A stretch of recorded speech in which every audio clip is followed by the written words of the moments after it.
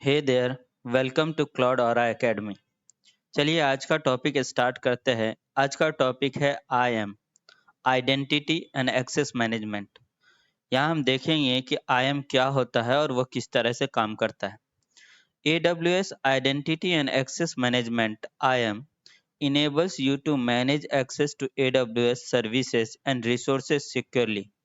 Using IAM, you can create and manage AWS users and groups and use permission to allow and deny their access to AWS resources। मतलब ये है कि जब भी आप एक AWS का अकाउंट क्रिएट करते हो, वो आपका अकाउंट रूट अकाउंट कहलाता है या रूट यूज़र कहलाता है। वो यूज़र वो अकाउंट आपके AWS अकाउंट के अंदर लॉगिन करके सभी काम कर सकता है, AWS के सभी रिसोर्सेज को एक्सेस कर सकता है और वो सभी रीजन के अंदर कर सकता है। लेकिन अगर आप चाहते हो कि मैं एक बार रूट यूज़र क्रिएट कर लूँ, रूट अकाउंट क्रिएट कर लूँ और उसके अंदर मैं IAM अकाउंट क्रिएट करूँ और उसके ऊपर मैं परमिशन डालूँ कि भई ये IAM अकाउंट जो है वो पर्टिकुलर रिसोर्सेस ही एक्सेस कर सके, पर्टिकुलर रीजन के अंदर ही एक्सेस कर सके या पर्टिकुलर रिसोर्सेस के अंदर भी पर्टिकुलर काम कर सके, तब IAM यूज़र क्रिएट करते हो आप।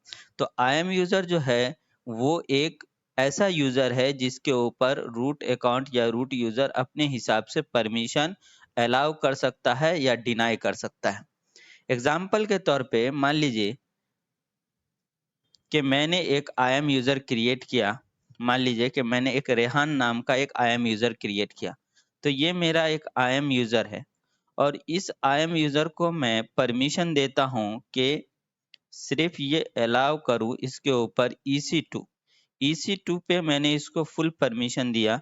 मतलब ये कि रेहान यूज़र से जब मैं लॉगिन करूँगा, तो मैं मशीन लॉन्च कर सकता हूँ, स्टॉप कर सकता हूँ, टर्मिनेट कर सकता हूँ। यानी EC2 के ऊपर मुझे पूरी परमिशन है। लेकिन मैंने डिनाई कर दिया S3 के ऊपर। S3 मतलब सिंपल स्टोरेज सर्विस, यानी स्टोरेज के ऊपर वो कोई काम नहीं कर सकता है। वो सिर्फ़ और सिर्फ़ काम कर सकता है EC2 के ऊपर। इसके अलावा दूसरा काम S3 जो है उसके ऊपर काम नहीं कर सकता। तो इस तरीके से आप अलाउ कर सकते हो और डिनाई कर सकते हो कि कौन सी चीज़ें अलाउ करना है या कौन सी चीज़ें डिनाई करना है। तो मैंने एक रेहान या नाम का यूज़र क्रिएट किया और उसको सिर्फ़ परमिशन दिया EC2 का। तो अगर आपने एक ही चीज़ अलाउ किया है, इसका मतलब ये हुआ कि बाकी की सब चीज़ें डिनाई हो गई। तो मैंने सिर्फ़ एक चीज़ ऐड करूँगा EC2 और बाकी के सभी चीज़ों को छोड़ देंगे, तो बाकी की सब चीज़ें ऑटोमैटिकली उसके लिए डिनाई हो जाएगी। कैसे करना है? चलिए देखिए।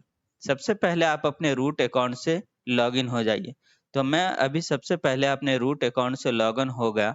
लॉगिन होने के बाद सबसे पहला काम आप एक IAM यूज़र क्रिएट कीजिए। IAM यूज़र क्रिएट करने के लिए आपको जाना है सर्विसेज़। सर्विसेज़ के अंदर आपको जाना है।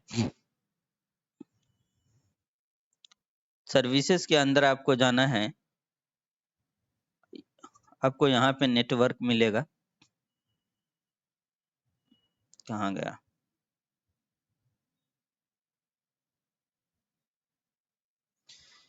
और यहाँ यहाँ यहाँ आप देखिए सिक्योरिटी, आइडेंटिटी और कंप्लायंसेस के अंदर आपको मिलेगा IAM। आप IAM पे क्लिक कीजिए।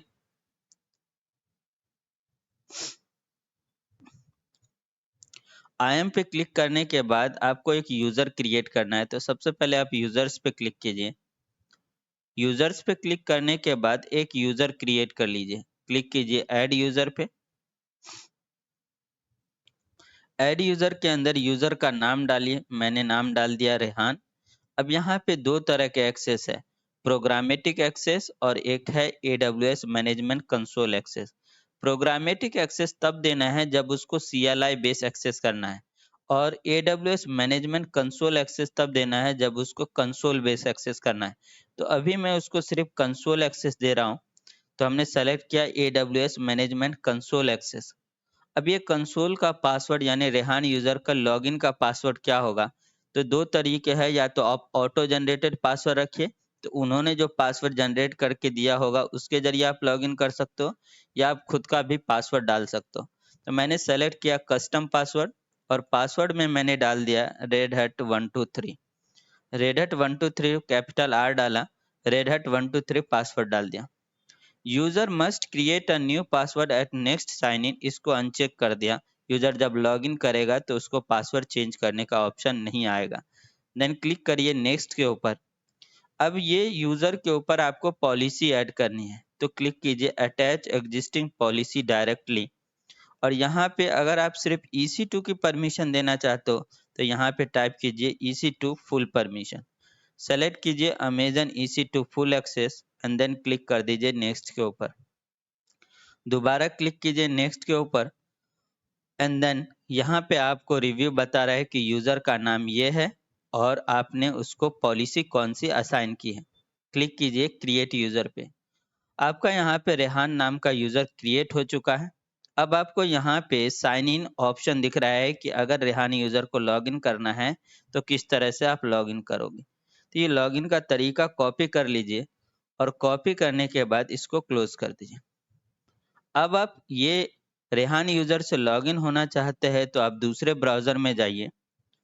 मैंने दूसरा ब्राउज़र ले लिया। अब ये दूसरे ब्राउज़र के अंदर जो आपने लिंक कॉपी की थी लॉगिन करने का तरीका, इसको आप पेस्ट कीजिए। तो आपको यहाँ पे यूज़र नेम पूछेगा और पासवर्ड पूछेगा। देखिए ये जो आपको अकाउंट आईडी दिख रहा है ये आपके रूट यूज़र का अकाउंट आईडी है। यहाँ पे यूज़र नेम में आपको रेहान लिखना है और पासवर्ड में आपने redhat123 डाला था वो डालना है। और उसके बाद आपको क्लिक कर देना है साइन इन पे। जैसे आप साइन इन पे क्लिक कर दोगे अब आप आई एम यूज़र से लॉगिन हो गए। दोनों में फ़र्क आप देखिएगा तो यहाँ पे लिखा हुआ लॉगिन में रेहान @ मेरा अकाउंट आईडी, जबकि रूट यूज़र पे आप जाते हो तो सिर्फ आपका अकाउंट का नेम दिख रहा है। तो जब इस तरह से आपको नज़र आए कि नाम के बाद @ और अकाउंट आईडी नज़र आए, इसका मतलब आप एक आई एम यूज़र से लॉगिन हो। अब मैं रेहान यूज़र से लॉगिन हूँ। अब मैं अगर EC2 पे काम करूँगा तो मुझे कोई एरर नहीं है, मैं मशीन आसानी से लॉन्च कर सकता हूँ। लेकिन अगर मैं अभी S3 के ऊपर जाऊँगा या दूसरी सर्विसेज़ पे जाऊँगा तो मुझे यहाँ पे एरर आ जाएगा। देखिए, सर्विसेज़ में गए, स्टोरेज के अंदर आप S3 पे क्लिक करोगे, जिसकी आपने परमिशन दे नहीं रखी है, तो यहाँ पे आपको वो एरर मैसेज दे देगा। देखिए।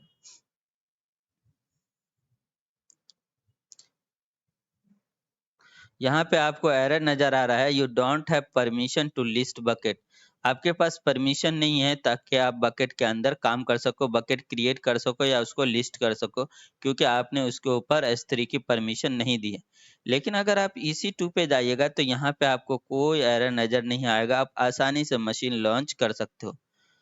देखिए, हम EC2 पे गए मशीन लॉन्च करने के लिए तो यहाँ पे आपको कोई एरर नज़र नहीं आ रहा है, कहीं पे भी कोई एरर नज़र नहीं आ रहा है। अगर आपने EC2 की परमिशन नहीं दी होती तो सभी के सामने यहाँ पे API एरर लिखा आता।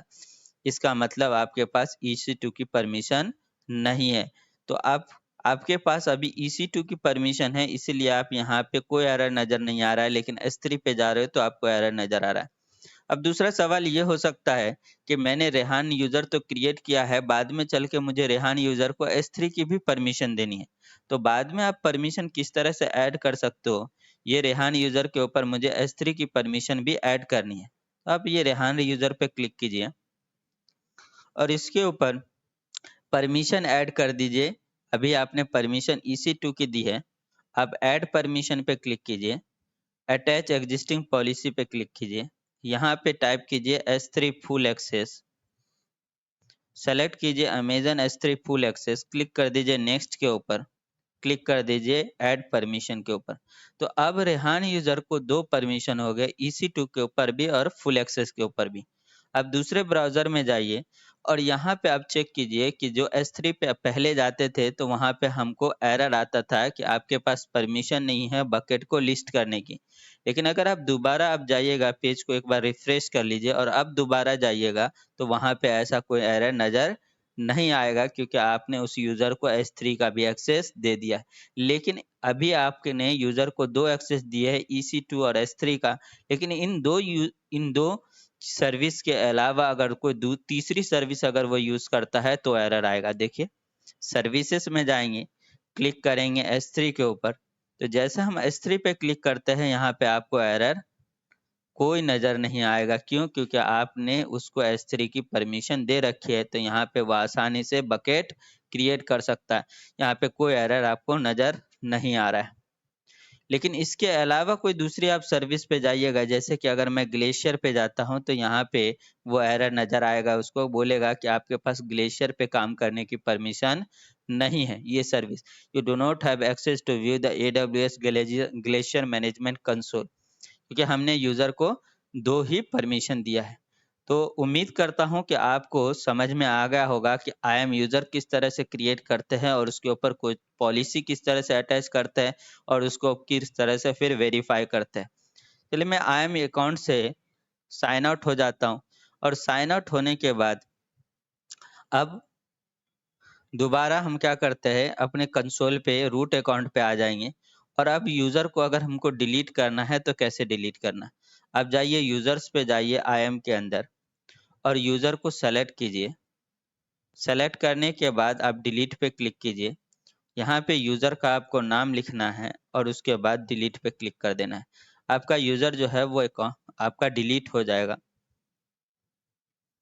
तो हमने यहाँ पे देखा IAM से रिलेटेड रेल लैब। अगर आप लोगों को कोई भी दिक्कत है, कोई भी परेशानी है, कुछ समझ में नहीं आया है, तो आप कमेंट बॉक्स में डाल सकते हो। Thank you.